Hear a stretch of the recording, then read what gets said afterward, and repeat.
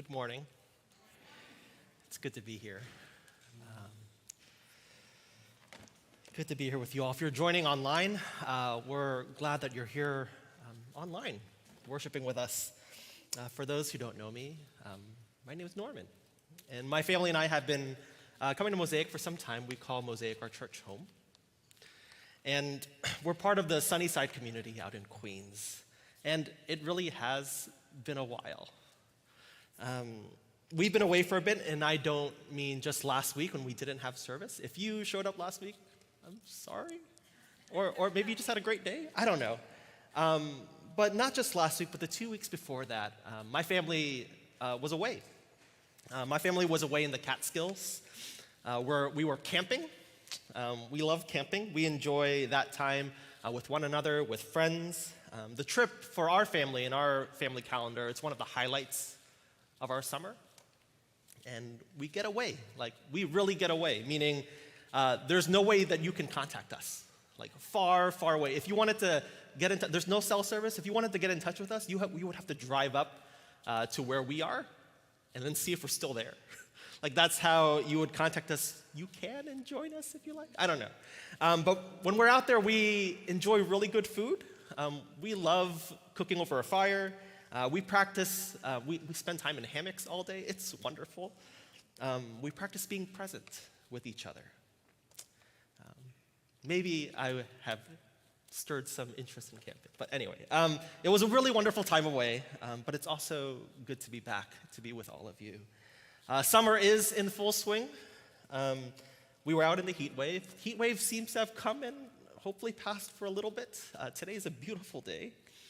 I know for families with children, there's still some settling in to do. Maybe your kid is at camp or in another state, needing to return eventually. There are new schedules, new things to set up, new things to get used to. But that's all right. That's all right. That's what summer is for. Summer is a time for reset. And a lot of us, we rest. Or we slow down, as the theme has been. For some of us, if we're able, we travel. We get new experiences, maybe gain a new perspective on how we're living life. And I hope, as Amanda kind of invited us earlier, if you're with us this summer, that you'll follow along with us as we go through this series together. We slow down and reset as a church together. This new series is called The Ruthless Elimination of Hurry. It is also the name of this book. And no, if you've read the book before, I know the book's been out for a little while. If you've read the book before, these sermons are not the contents of the book in sermon form, but we're translating that big idea, this big idea of the book over the next several weeks, and it's hurry. Hurry keeps us from love. Hurry keeps us from love. Hurry, it's essentially how I think many of us might describe the default mode of life in New York City, right? We're the city that never sleeps. We're always moving. We're trying to get somewhere, right? I don't know how many of you have like maybe 5 different things to do after service today. New Yorkers, during the summers, we often might complain about people who don't know how to hurry. The tourists that walk so painfully slow on sidewalks, or or people that don't know where to stand when you're trying to get to your train in the subway. They're like, oh, why don't we just hang out in the stairway? No, don't do that. And we're often, if you've been in New York for a while, we're proud that we're able to move along with the pace of the city, right?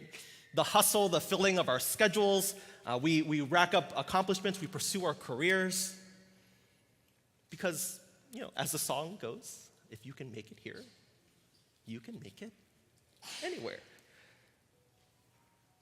Are we eliminating hustle when I'm kind of critiquing this way of living? Let me say some good things first before we go on this route. Hustle isn't all bad. I think one of the things that I love about New York is that there's a hustle of sorts. In fact, there's a lot of good. It's the same drivenness that makes New York such a great city, right? Arts flourish here. We have museums everywhere, great museums. We have music. World-class musicians come and play in Carnegie Hall. And we have world-class musicians that lip sync to Adele in the subway, right? This is the place where seeds of creativity, of ingenuity find fertile soil to grow. But the thing is, the critique, I think, here is that sometimes the culture of hurry, it becomes so normalized for us that we forget there's any other way to be. We begin to see ourselves as machines. We attach our worth to how much we make, how much we produce, how much, where we live, whether people will know our names. And when we start to see ourselves this way, I think we actually become less human. We begin to see ourselves in the same spectrum as everyone's favorite topic these days, AI. We think like, oh no, they're gonna be human for, like, no, that's not how it works. We begin to see ourselves, we think that life is measured in how fast we can reach our next goal or finish our next project, and not in the relationships and the practices of love that bind us to one another and give life meaning. Hurry keeps us from love. It keeps us from love. In today's text, Jesus is responding to someone in a hurry. He's responding to an expert in the law. And in some ways, this expert in the law it's kind of like us. He's like us in the city, because wherever we go in the city, we're sizing each other up. We're trying to figure out where we stand in relation to others. We're all trying to make it. And the text tells us that this expert in the law came to test Jesus. He actually questions Jesus twice. He's like a heckler at a comedy show that doesn't know when he's already lost. He keeps on going. He comes to test Jesus, but Jesus is good at tests. He's good at tests. So Jesus turns the test around back on this expert in the law. And if we're listening closely to this story, if we're hearing this anew, as Amanda read it for us this morning, we may also hear a test and a challenge for us. So would you dive in with me together? In the first scene, before the parable that we know, the parable of the Good Samaritan starts, in the first scene, the expert in the law asked Jesus, "What must I do to inherit eternal life?" So Jesus responds, "What is written in the law? What do you read there?" Essentially like, well, you're the expert. You tell me. And the expert in the law quotes rightly from the scriptures. Love the Lord your God with all your heart, with all your soul, with all your me'od strength, with all your mind. Love your neighbor as yourself. And this is essentially how Jesus answers this question in the other gospel accounts. So of course Jesus goes, "You have given the right answer. Do this and you will live." Right? Done deal. He answered it. But I think if we think this question is done, we might be missing something. Because if you look at this initial interaction, if you look carefully, Jesus actually responds to this law expert's question with two questions. He says, "What is written?" But also, what do you read there? And maybe I'm splitting hairs. Jewish argument often does have couplets, repetition for emphasis. Maybe that's what's going on here. But I think it's still worth looking at the difference anyway. Because I think when Jesus asks this expert in the law, "What do you read?" he's essentially asking, how do you live it? How do you apply it? Some translations, if you flip through all the translations, well, you don't have to flip through all, I'll tell you. Some translations render this, "What do you discern?" Or, "How do you interpret?" How do you interpret this law? This second question, this is the more important question that if you look at the interaction, the law expert actually, he doesn't answer it. He doesn't answer, "What do you read there?" In fact, he flips it again. He punts the question back to Jesus. And we'll get to that. We'll get to how he punts it back to Jesus in the neighbor question. But let's stay here for a moment. in the distinction between what is written and what do you read there. When I was pastoring a church, I would have wanted nothing more than for members of the church to be more biblically fluent. You know, if you talk to me, I have Bible jokes throughout my dialogue. It just comes out. I don't know. And usually they're just lost on people, and I'm just laughing to myself. I would have wanted nothing more than people in the church I was serving to be more biblically fluent. I had considered biblical knowledge as a definitive marker for spiritual maturity. I had considered biblical knowledge as a definitive marker for spiritual maturity. And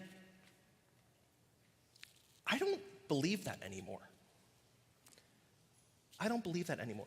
Not that I don't believe in the Bible, but I don't think it's a definitive marker for spiritual maturity. At the time, I had believed that going to Bible study was probably the most important thing you can do for your spiritual growth. I didn't realize that with that mindset, what I was doing was I was forming experts in the law that were not necessarily experts in love. I was forming experts in the law that were not experts in love. And I'll share with you that as I've grown in my faith, you might grow more spiritually from attending a community center pantry distribution than a Bible study. As I've grown in my faith, I've discovered it's how we answer that second question. Not to negate the first. I'm not saying please read your Bible. At least you can get jokes that I'm saying. You know, as I've grown in faith, I've discovered that it's how we answer that second question that makes all the difference. It's how we answer the second question. What do you read there that makes a difference? Because being able to know what is written, words that are written, they're static. If I could be so bold, even when it comes to a biblical text, they're dead words. Even the Bible is, it's dead on its own. Written words can't do anything. See, you can go to our nation's capital and read the entire Bible cover to cover all you want, but nothing's gonna happen. Nothing's gonna happen. The biblical text is not a collection of magical incantations. This is not Harry Potter. Even the devil can answer the question, what is written? But what do you read? How do you interpret? How do you live it? That's the much more challenging question. Today, if you look at the church, if you look at our nation, if you look around us, there are many leaders and experts in the law that can read the scriptures to know what is written in a way that demonstrates love for some, but deny it to others. They can read it in a way that strips dignity from immigrants.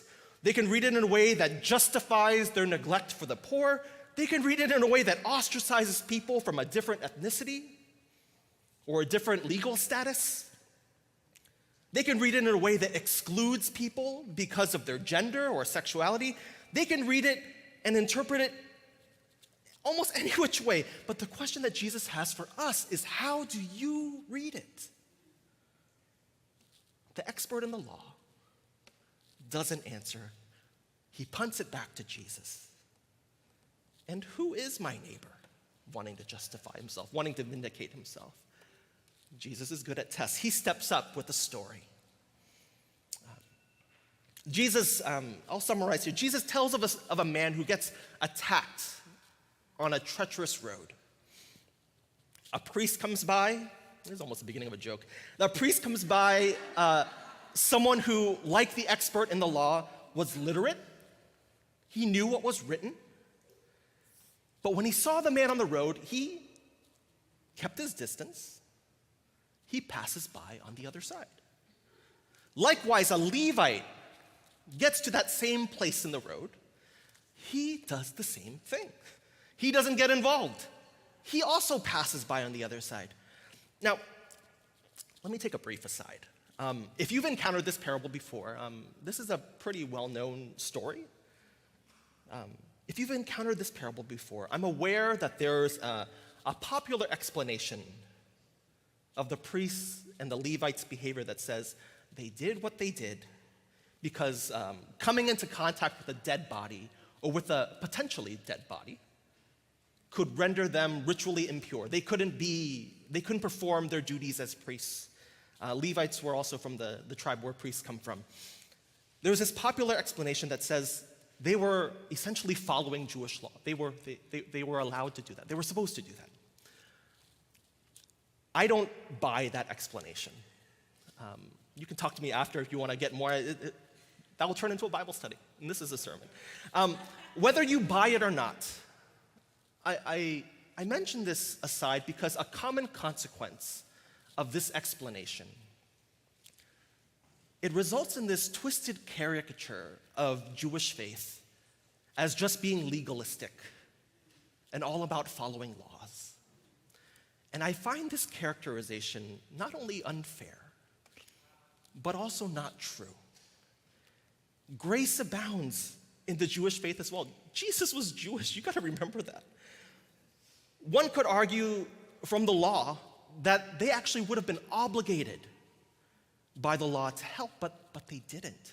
If you're following the trajectory of the story, the narrative, the listener is supposed to be surprised and appalled that the priest and the Levite neglected to help. Otherwise, the story doesn't really, of course, no, that they're supposed to be surprised. They were supposed to care. The text doesn't tell us why, only that they didn't. And when I sit there with the lack of explanation, for me, this opens us up to consider why we may not care to approach someone that's in need. How are we asking the question, and who is my neighbor? How are you asking that question? Because in my time doing discussions, talking to people about faith, in some form or other, this is the question that I encounter the most when it comes to living out our faith. Who is my neighbor? If we're honest, a lot of times, who is my neighbor is really, who am I allowed to ignore? Who am I allowed to ignore? Who am I allowed to pass by? Because when there's a challenge to the preferred way, our preferred comforts, when there's a call to generosity, when loving others becomes inconvenient, our schedules are too busy, we're in a hurry. When that happens, there's often a resistance, and then the rationalizations come quick, right? Oh, I pay taxes, that's what the government's for. That's not my responsibility. I've done my part, right? Or I already give to nonprofits. City Relief's got this. I don't have to do anything. Or, it's illegal to panhandle, or at least illegal to panhandle in this way. So I'm not going to encourage it. Not my responsibility. Or maybe just the old, watch out who you give money to. They're just going to use it on drugs, right? And if you're not too creative, you might just say, it's just my money. Mine. It's mine. And maybe you've said these things before, or maybe at least you've thought them, because if you said them out loud, you might be a little embarrassed. You found a way to excuse yourself from the call of mercy. But for those of us who claim to profess Christ as Lord, does the Spirit whisper to your soul the words of the prophet, what does the Lord require of you? What does the Lord require of you? In this story, Jesus introduces a priest, a Levite, and then he brings the most unlikely hero. In the flow of the story, the triplet, stories are often, triplets work. In the flow of the story, the triplet begins with a priest, a Levite, and normally that would end with an Israelite or the people of Israel. But Jesus says, nope, Samaritan. What does Samaritan mean? Today, being a good Samaritan is practically synonymous with being charitable or doing good to others. I looked this up, AI says the same thing, right? Even if you didn't grow up in church, we have hospitals, we have food pantries, we have community centers, you name it. Just do a search on Google Maps and just see them all pop up all over the place. There are so many places that are named Good Samaritan or have Samaritan in the name. Presidents and world leaders of good moral character have referenced this parable when describing foreign policy or aid to people in need in disaster zones. And I think our familiarity with the Good Samaritan may keep us from seeing how profoundly scandalous and unexpected this turn is in the story that Jesus tells. For a second, think about the name Good Samaritan, the Good Samaritan. You may not know this, but Samaritan is a pejorative term. It's not what they call themselves. Saying Good Samaritan would be like someone calling me the Good Chinaman. I know that. As I was writing this, I think this sermon might be an exercise in getting canceled. And, if you call me the Good Chinaman, or like if you call a black person the good, or maybe for someone who's here without papers, the good illegal. What are the good ones? Not like the rest of them, right? Please don't clip up this sermon and put it online. The Samaritan, it's an offensive term. And that's the tension that's behind this text. We don't realize it because we think Samaritan good. But for the listeners, Jesus is telling a provocative story that has all kinds of social and political implications for the listener, most of which is lost on us. We don't have negative thoughts, I don't think we do, or implicit bias when we hear about a Samaritan, but Jesus' audience would have. While I was prepping for this message, I came across a really curious rendition of this story, written by Clarence Jordan. I have it here. I'm not going to read the whole thing. It's just a sermon after all. He was a white farmer. He was a white farmer and theologian who was writing in the 50s and 60s, in the 1950s and 60s, just to be clear, against the backdrop of the social and political tensions of the civil rights movement. And as a pastor, as a scholar, and being very disturbed by the systemic racial and economic disparities in the American South, he was in Georgia. He wrote his own paraphrase, this is just one of them, of the Gospels using Southern terms. He would change the names of everything. Like the letter, the Ephesians, the book of Ephesians was the letter to the Christians in Birmingham, to give an example. And I later learned that his work became the inspiration, the foundation for what would be Habitat for Humanity, if you've heard of that. I'm not going to read the whole story. You can ask for this after if you like. But let me share the closing verses of his rendition of this story, which I hope will illustrate a way that one person has brought the tension of this story of the Good Samaritan into his present.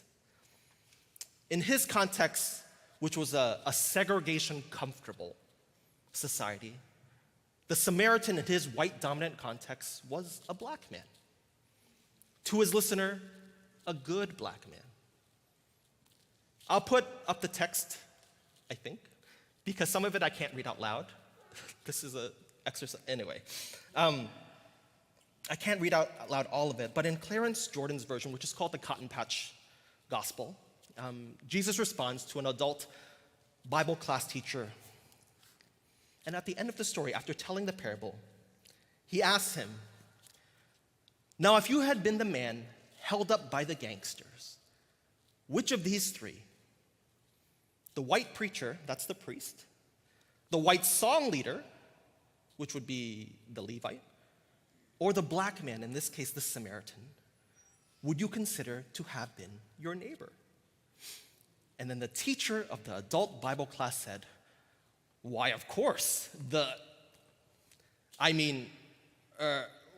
one who treated me kindly." Jesus said, "Well then, you Get going and start living like that. It's a fascinating rendition. Ask me for it if you like. I saw it and I bought it right away. Who are your Samaritans? Because to understand this teaching, we need to bring the text to the present. We need to bring that same tension that the original audience felt into our lives. How do you read this text? In our charged political landscape, I know one pastor who understands this story as the parable of the good Trump voter. Who are your Samaritans? With the Samaritan, Jesus is saying that even your most hated enemy, people who you assume can do no good, they are also your neighbor. You are called to love them as well. And not just love them by, as some memes go, praying for their downfall. I've seen the memes. All right. Who are your Samaritans? But I think if you flip it around, who are those that are beaten by the world? Who are we called to? Who are we called to love as we would love ourselves? Because Jesus flips this second part of the story, and it's not who is your neighbor. It's, are you a neighbor? Are you a neighbor to others? Finally, and some practicals, this is a sermon series about practices. Jesus says to this expert in the law, go and do likewise. What can we learn from the Samaritan in the story? Where is the hurry that needs to be eliminated? And what can we learn from their interaction? Well, I'm going to quickly highlight 3, because beyond that might be too much. The very first thing that I want to highlight, practices that we can start to introduce into our lives, is to get up close. To get up close. The first thing to notice in contrast for this Samaritan is that unlike the priest, unlike the Levite, the Samaritan went towards this man. Hurry can sometimes lead us to assume we already know our neighbor's motives, desires, that we already know their situation, so we can keep a safe distance. In our hurry, we grant ourselves permission to ignore or dismiss realities that are there and pass by on the other side, at least in our hearts, if not definitely with our hands and our feet. But the Samaritan approaches. Get close. He practices a curiosity about his neighbor that draws him in. Brian Stevenson, if you don't know who he is, he's the founder of the Equal Justice Initiative. He often speaks about the importance of proximity. That when we actually get close, we become more human as we recognize the humanity of others. When we get close, we're less likely to see people as needs or labels or projects.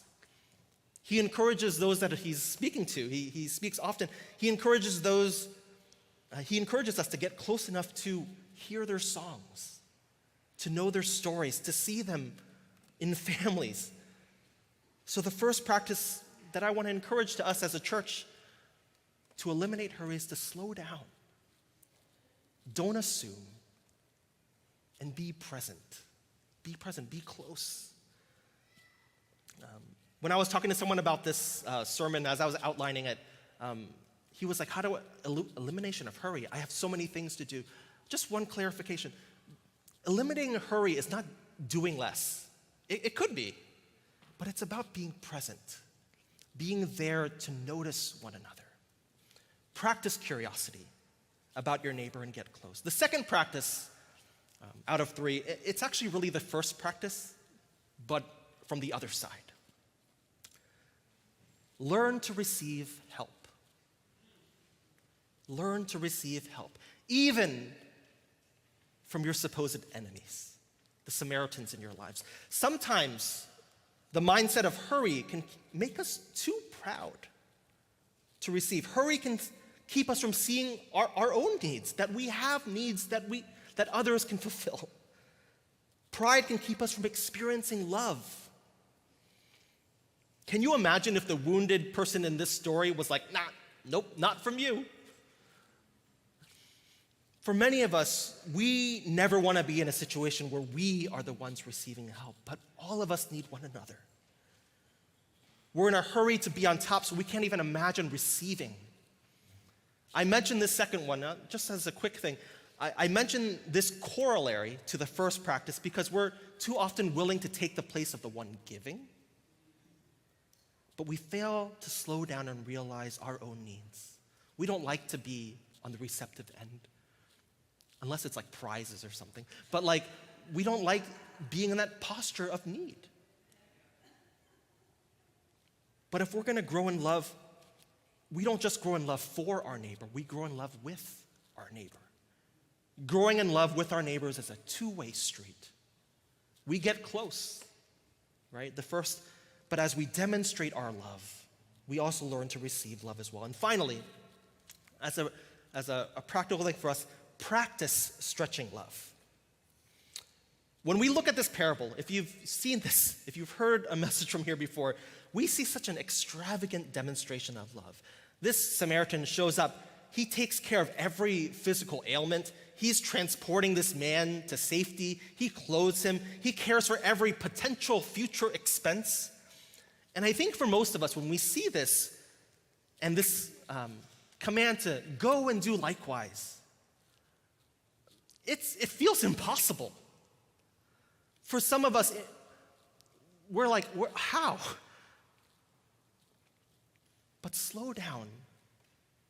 For some of us, in our hurry to reach this pinnacle of love for neighbor, our hurry to reach that can discourage us from starting at all. So this last practice, to stretch, requires us to slow down and receive grace to recognize that we are works in progress. Take small steps. Take small steps to grow in love. Slow down. Notice where you think you can be stretched in love. Maybe it's going to the pantry distribution this end. Maybe it is taking more time while you're eating ice cream to talk to somebody that you don't know. To be stretched in love. Maybe it's inconveniencing yourself just a little bit to bless others, or practicing more patience with that insufferable coworker, or the person you just can't stand. And if I could give some practical extra on top, as you do that, share that decision, that intention to grow with somebody. Share it with somebody. We're not supposed to grow individually. I heard somewhere that discipleship is a holy collaboration. Perhaps by the end of summer, as we're growing together as a church, if you practice step by step stretching love, you can look back and see that you've grown in your capacity.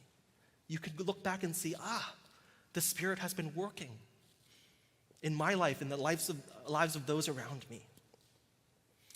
Continue to pursue love.